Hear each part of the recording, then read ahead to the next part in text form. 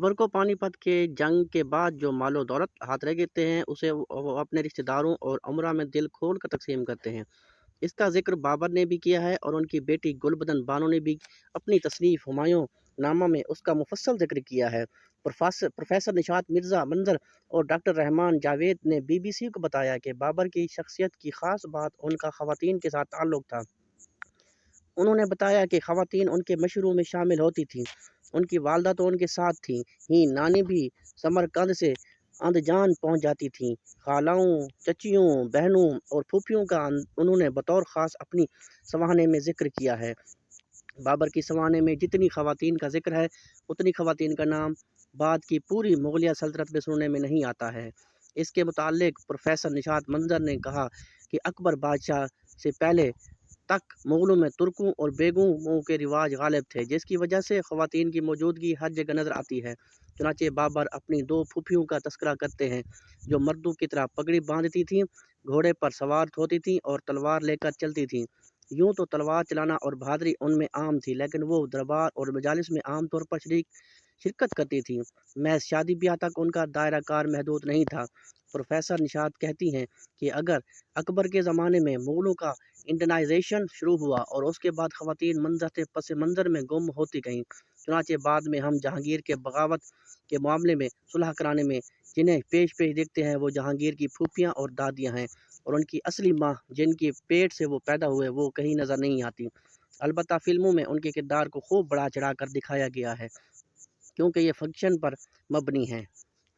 बाबर पर हिंदुस्तान में हमला आवर होने और मनादिर तोड़ने, हिंदुओं को बज़ोर शमशीर मुसलमान बनाने के इल्ज़ामात लगाए जाते हैं, जबकि उनके पोते जलालुद्दीन मोहम्मद अकबर को सुलह कल कहा जाता है और मजहबी रवादारी उन्हें का हिस्सा तस्वुर किया जाता है। लेकिन दिल्ली यूनिवर्सिटी के शोबा तारीख़ में असिस्टेंट प्रोफेसर सैफुद्दीन अहमद का कहना है कि मौर्रिख़ और सियासी माहिरीन ने अक्सर बादशाह अकबर और अशोक को एक मजबूत हुक्मरान की नज़र से देखा और उसकी अहमियत को उजागर किया है। ये दोनों भी शख्सियत हिंदुस्तान की तवील तारीख़ में सल्तनत साजी के नियाज माने जाते हैं, जबकि बादशाह बाबर अयोध्या में मंदिर तोड़कर मस्जिद की तामीर करने के लिए बदनाम है। वो मज़ीद कहते हैं कि बाबर का वसीयतनामा जो उसने अपने बेटे और जानशीन हुमायूं के लिए तख्लीक किया था, वो इस सियासी नज़रिए की उम्दा मिसाल है जिसका इर्तिका खुरासान में हुआ।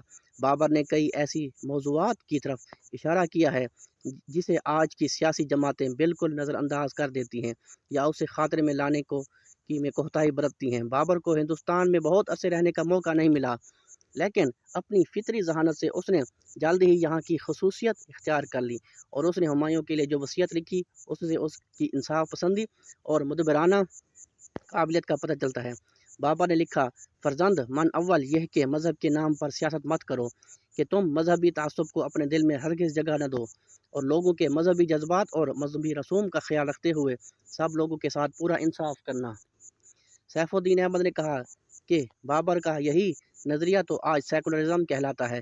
उन्होंने मज़ीद कहा कि बाबर ने कौमी ताल्लुकात के नज़रिए में कशीदगी ना पैदा करने की तलकीन करते हुए लिखा, गो कुशाई से बिलखुसूस परहेज़ करो ताकि इससे तुम्हें लोगों के दिल में जगह मिले और इस तरह वो एहसान और शुक्रिया की जंजीर से तुम्हारे मुती हो जाएं।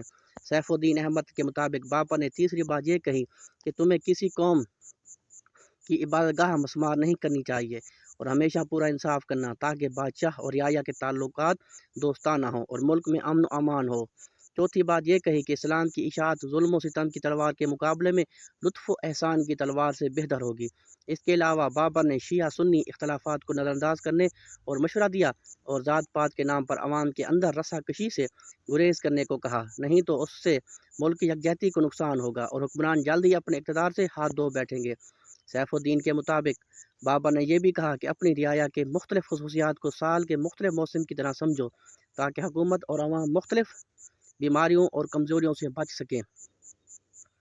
प्रोफेसर निशात मिर्ज़ा ने बताया कि हकीकत यह है कि बाबर का दिल हिंदुस्तान की तरह कुशादा था और वो जहद मुसलसल में यकीन रखता था। उसकी फितरत में दिलचस्पी और हिंदुस्तान में बागात की तामीर ने एक नई अहद का आगाज़ किया, जिसकी मिराज हमें जहांगीर के बागों और शाहजहां की तामीरात में नजर आता है। बाबर की ज़िंदगी में मज़हब का बहुत अमल दखल था।